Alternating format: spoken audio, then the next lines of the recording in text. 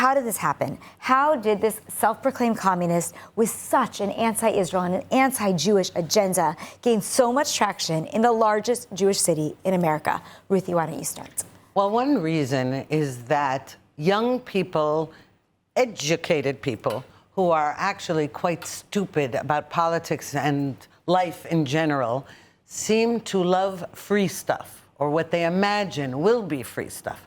And Mamdani's draw, among other things, was not only his age, he's young, he's hip. Now, people say he has a lot of charisma. I don't see it because I think his grin is like Cheshire Cat or something. I don't personally fall for it, but many people think he has charisma. And he's young and he goes around. But what he's mainly doing is saying, I'm going to give you free buses, freeze rent, subsidize grocery stores, and young people, especially ones who feel entitled. Interestingly, I don't think it's so many poor people who feel this way, but it's more like students and things like that.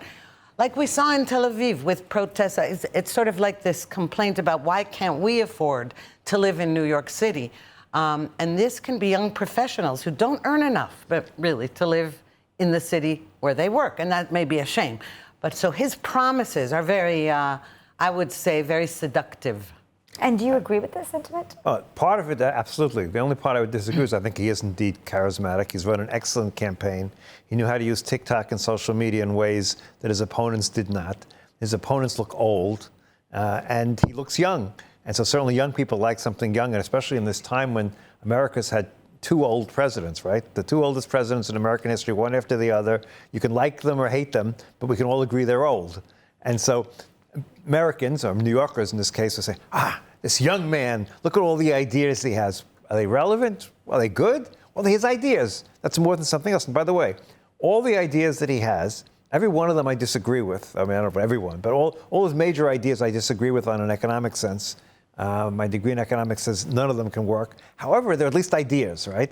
In other words, who's putting forth new ideas? You know, Republicans have a new plan for health care? Of course not. Do the Republicans have a new plan? Do the Democrats have a new plan for bringing down prices? No. He has a plan. He has an idea.